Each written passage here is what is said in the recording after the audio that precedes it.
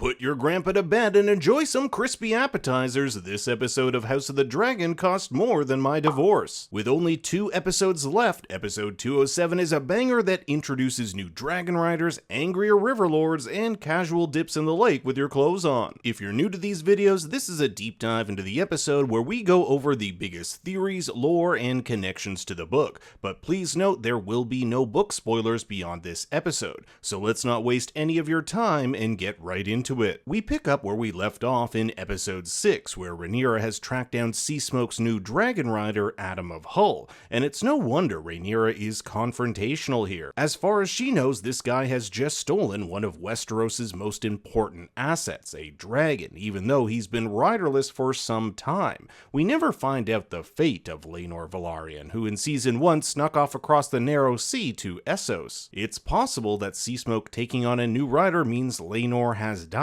and Adam would be the next logical choice as Laenor would be his half-brother. They share Corlys Velaryon's blood. One of the big questions Rhaenyra asked to her potential dragon riders is, what is it that bonds a dragon with its rider? Is it blood, courage, worth, or something else entirely? It was previously thought only those of noble Targaryen blood could ride dragons, but Adam has proven this false, although admittedly we do not know much about his mother. This is why Jace has this big argument with Rhaenyra on allowing quote-unquote mongrels to dragon ride. Being born without silver hair, Jace's parentage was always questioned. However, he had one thing that solidified his legitimacy, and that was his ability to ride a dragon. Therefore, he must be of noble Targaryen blood. But if lowborns of questionable parentage can ride, that calls into question Jace's legitimacy. One could easily claim he is the son of Harwin Strong, therefore a bastard with no claim to the throne.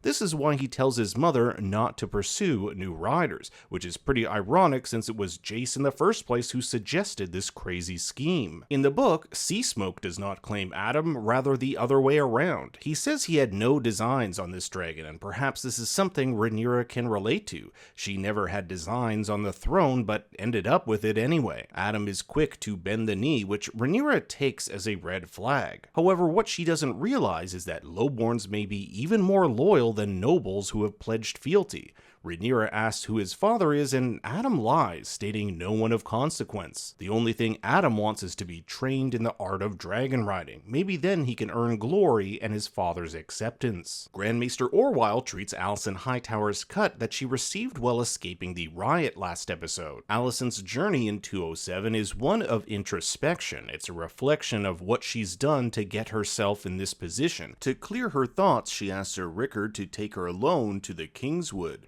I found this rather odd considering the last 2 times she ventured out of the castle, she was threatened with a knife by Rhaenyra and almost killed by a murderous mob. Alicent says for everything she's done for her family and the realm, it has ended up with her being either cast aside, just as she was by Aemon in the small council, or hated, just like she is by the people. She makes mention that, quote, nothing is clean here, as we see a rat dining on the table. Remember that all the rat catchers have been killed as ordered by King Aegon after the events of Blood and Cheese. We'll see Alicent literally bathe herself in a lake by the Kingswood. She is washing off the uncleanliness both physically and metaphorically of her crimes. I couldn't help but notice the Christian symbolism, wading into the water in a white gown as if being baptized, then arms spread out Christ-like. It's almost as if she's washing away her sins. Then there's what I believe to be a blue outfit. This is very interesting considering she almost always wears Hightower green. But if you go back to season 1, young Alicent wore mostly blue, a symbol of innocence. That was, of course, before she changed into that iconic green dress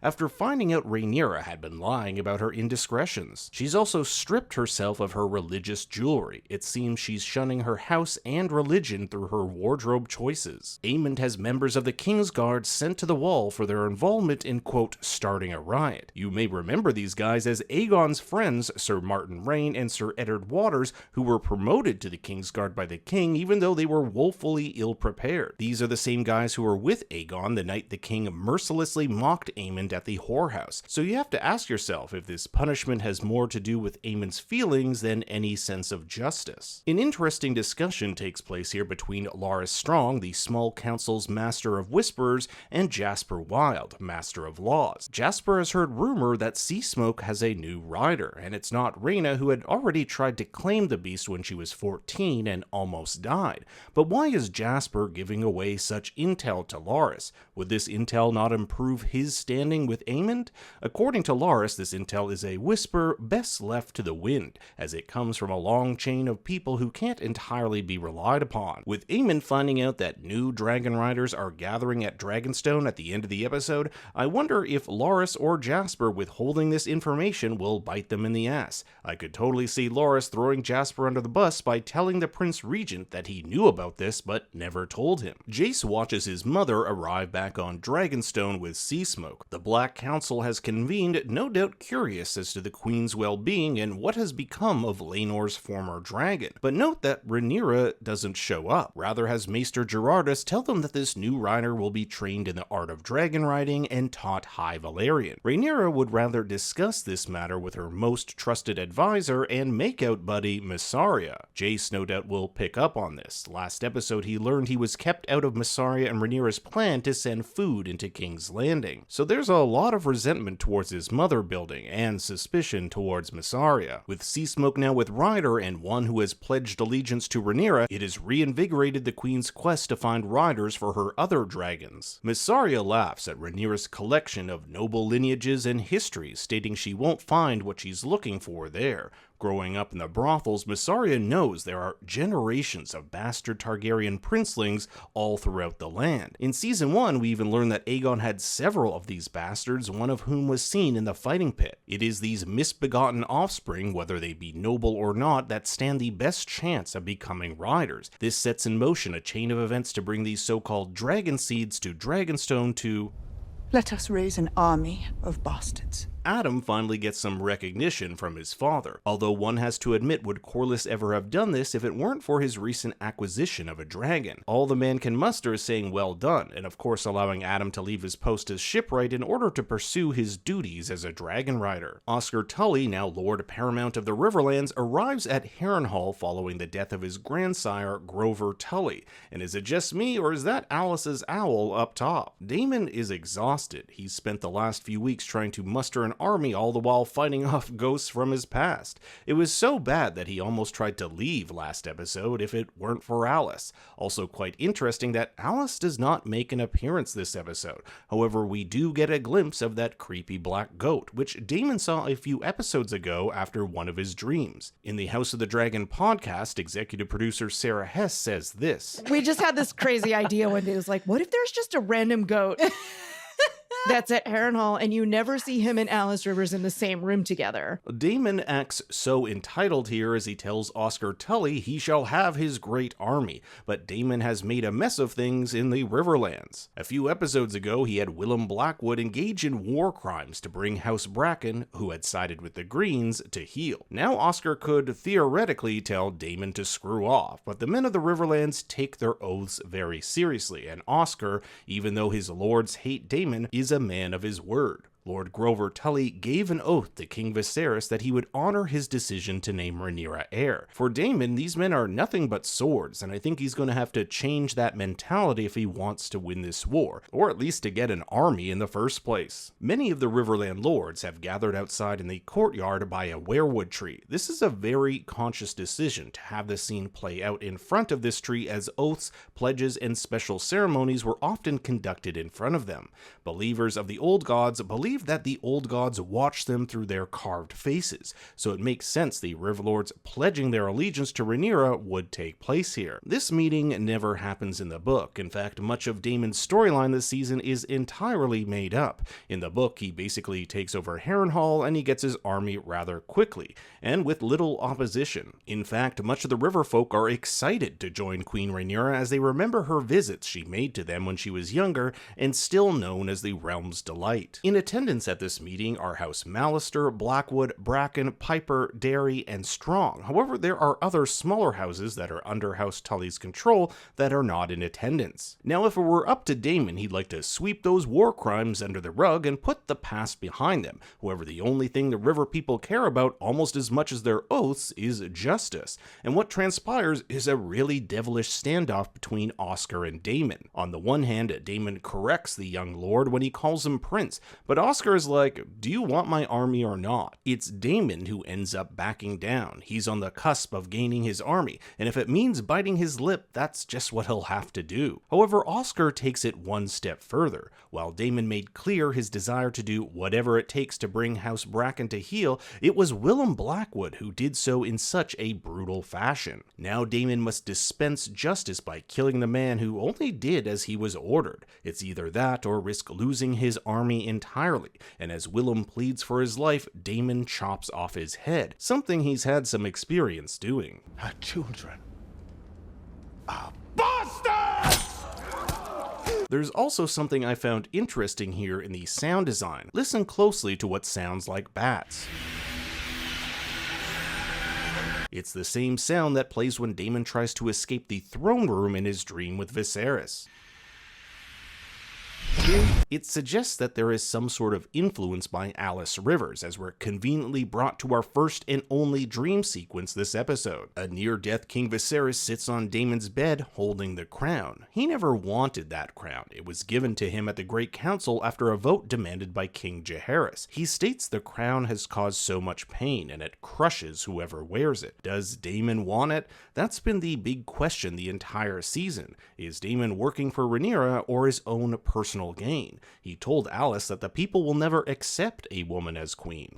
The people who support her will not be led by her. They look to a man for strength. But with him by her side, they could rule. The show has done a frustratingly good job at keeping Daemon's intentions ambiguous, and that's partly because Daemon himself probably doesn't know what he wants. The whole theme of this season has been duty, and I think Daemon will remain loyal to Rhaenyra just like he remained loyal to Viserys. People should obey their liege lord, whatever his condition. Meanwhile, back at King's Landing, Maester Orwyle helps the king walk, but it's clear the king is pushing himself too far. This is at the request of Loras, who tells the maester he'll have a sentry give him more warning if anyone is coming. I think they don't want Aemon finding out that they've been helping Aegon along in his recovery, because as soon as Aegon is better, Aemon will no longer be regent. Orwyle, you'll recall, was in favor of Alicent becoming regent and has likely done as Loras bids because he sees this as a better alternative than Aemon. Time is of the essence as the Dance of Dragons unfolds, and Loras needs his king ready as soon as possible, probably because it means him getting one step closer to being Hand of the King. Alan prepares the Valyrian ships for war and is informed by Corlys of a new task. The Queen has asked for a group of ships disguised as fishing boats to ferry potential dragon riders from King's Landing to Dragonstone, but first this will require the word getting out. It is Alinda Massey who spreads this word around the city to all the possible dragon seeds who may want to change their lives and claim a dragon. Many of these small folk have nothing to live for. The city has run out of food, and this could be their way to riches and glory. Alan is told that his brother has claimed Seasmoke, and Corlys implies that maybe he should make a try at Dragonstone's 2 other unclaimed dragons. There's Vermithor, who he last saw briefly in Season 1, who was last ridden by King Jaehaerys roughly 25 years ago. This is the second largest dragon in all of Westeros behind Vhagar, although Rhaenyra wagers he's the fiercest. Then there's Silverwing, who was last ridden by Queen Alysanne almost 30 years ago. Queen Alysanne was the grandmother of Viserys and Daemon. In episode 201, Craig Stark mentioned of dragons that came to the wall but wouldn't go beyond it. Silverwing was one of those dragons. In the book, there are other so-called wild dragons that live on Dragonstone. These dragons have never had a rider and include Sheepstealer, the Grey Ghost, and the Cannibal. Alan tells Corlys he has no intention of claiming a dragon, stating that he is of salt and sea. This is an interesting choice of words considering it was Baela who told her grandfather that Driftmark should go to someone who is of salt and sea. Perhaps a subtle hint that ruling Driftmark may be in Alan's future. We are now at the Bloody Gate that leads to the Eyrie and Vale of Arryn. It was originally created to protect the Vale from invading mountain clansmen. last episode, Rhaena Targaryen was informed by Lady Jane Eyre that Rhaenyra's request to have her and the boys protected overseas by Prince Horadus of Pentos had been granted. Rhaena had spent some time there as a child. But as the caravan ventures toward the merchant ship the Gay abandoned, Rhaena ventures off in search of that mysterious wild dragon. With all the burnt sheep skulls, this is most likely the wild dragon Sheepstealer. In the book, Sheepstealer is ridden by a bastard of uncertain birth named Nettles, but it looks like the show has merged her character with Rhaena. Nettles claims the dragon by giving it freshly slaughtered sheep every day until it grew accustomed to her, but this seems a bit unlikely for Rhaena considering Lady Jane believes she's off to Pentos. I love this framing of Jace on one side and his mother on the other, a visual representation of the two different stances they have on using small folk to ride dragons. Jace knows his father is Harwin Strong, and it feels as though this is the first real talk these two are having about his parentage. Jace wants Rhaenyra to stop this plan of recruiting non-Targaryens as dragon riders, as it would delegitimize his own claim to the throne. But if you're Rhaenyra, this is the best play that she has. She doesn't really know if she has any standing army, and if they're going to stand a chance at winning, they'll need more dragons, regardless of who rides them. An argument I wish Rhaenyra had said here is that there won't be any throne to claim if they lose this war, so he better get on board with this plan. Rhaenyra also claims that this is the path the gods have laid out before her, therefore who is she to deny them? Rhaenyra has never been a particularly spiritual person like Alicent, so I wonder as the war goes on whether she'll lean more into this religious belief. We'll see her say things like, May the gods bless you.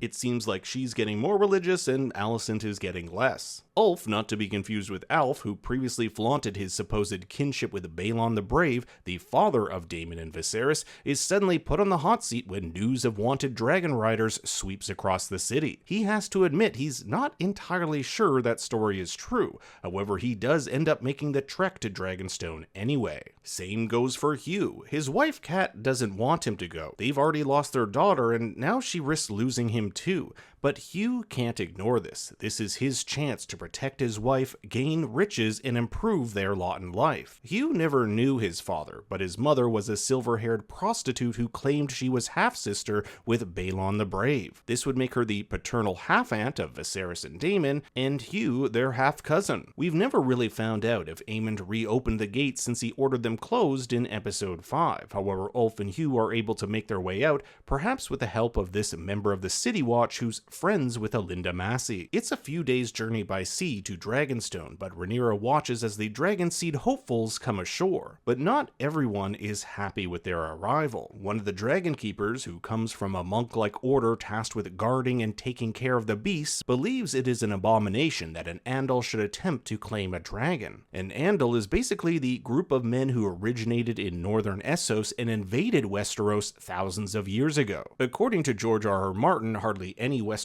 is pure Andal or its counterpart the First Men, because after thousands of years so much interbreeding has happened. Dragons are sacred and the last magic of old Valyria, and thus these dragon keepers believe they are not to be playthings for the games of men. Hence they will not take part in this process. It's left rather ambiguous whether they are leaving for good or just for this moment. And if they are leaving for good, would they travel back to King's Landing to work in the dragon pit there? Rhaenyra tells the dragon seeds that everything they knew about claiming a dragon is now ash in the wind. And I love this little look Rhaenyra gives Sir Laurent here, like, hey, these guys are cool, you can lay back a bit. Rhaenyra promises two things for those who are successful: a transformed life, probably in the form of wealth and upward station, and more importantly, peace. If Rhaenyra can claim Vermithor and Silverwing, Aemond and the Greens will have no choice but to sue for peace. Without the Dragon Keepers, Rhaenyra has to call for Vermithor herself. The petrified crowd watches as she shares this moment with her great-grandfather's former dragon. And I gotta say, when they both close their eyes at the same time while touching, it's almost as if there's this deep connection between the two. Rhaenyra asks who among them will be first, giving them no direction on how to claim it, stating,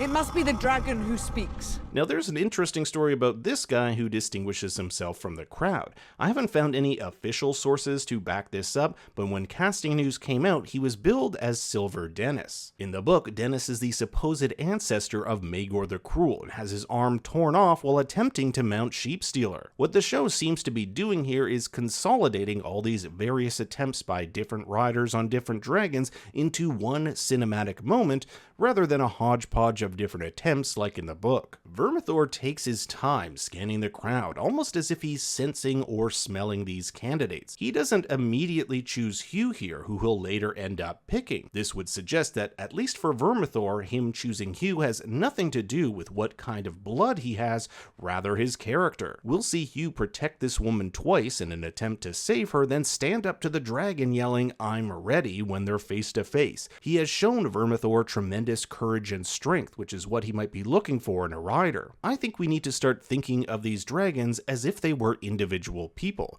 Like people, they will have different preferences on who they want to ride them and why. Some may prefer a man or woman from a noble lineage, others whether they have strength of characters, and then there's Ulf. We'll get to him. But what I'm saying is that there isn't one thing that you can point to determine why a dragon will choose you or not. Now when shit hits the fan, it's absolute pandemonium, and I thought it was wild that the guards actually block off the people from leaving. Was this in order by Rhaenyra? This never happens in the book, and if I'm Ulf or Hugh, I sure won't forget this. Many are instantly fried to death, eaten, or stomped, and there was something a bit creepy about Rhaenyra appearing on the top of the frame here as Hugh claims Vermithor. It was almost as if she was like, okay, I had to kill a ton of people, but I did what it took to get what I wanted. Maybe she's becoming that fearful ruler. Meanwhile, Ulf has made his way into Silverwing's lair and really does a no-no by stepping into a dragon clutch. These are these goopy encasings that can hold several dragon eggs. We saw Daemon open one of Cyrax's clutches in season 1, which contained 3. It looks like Ulf has managed to miss stepping on any of the eggs. Surely he'd be fried food otherwise, but we do see at least 2 eggs in this clutch. Unlike Hugh, who's courageous, Ulf kinda gives into the fact he's going to die. He doesn't scream, try to run, or fight, but whatever he did, Silverwing is like, alright buddy, get on. It's possible this has something to do with his connection with Silverwing's last rider, Queen Alicent, for if it were true that Ulf was indeed a bastard son of Balon, that would mean Alicent was his grandmother. Silverwing would pick up on Ulf being the grandson of his former rider. Back in King's Landing, the small council, now composed of Aemond, Jasper, Orwyle, and Larys, discuss how Ormond Hightower's march to King's Landing has been stalled by armies of House Beesbury. You may recall Lord Beesbury was killed by Sir Criston Cole the night of Viserys' death. Aemond is not particularly concerned about this, as his younger brother Daeron will soon be joining the battle on his dragon Tessarion. But speaking of dragons, one is spotted over King's Landing. It's Ulf who's having the time of his life. Aemond immediately rushes to Vhagar, who's kept out in an open field as she's actually too big for the dragon pit. Aemond and Vhagar follow Silverwing back to Dragonstone, but much to Vhagar's dismay, they have to retreat.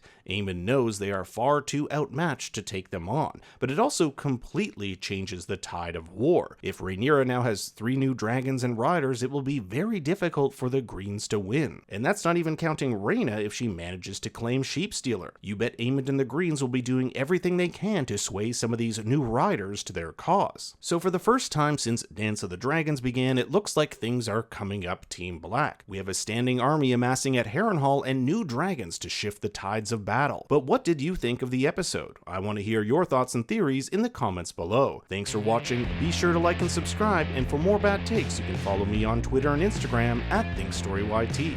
Until next time, remember, Daddy loves you very much.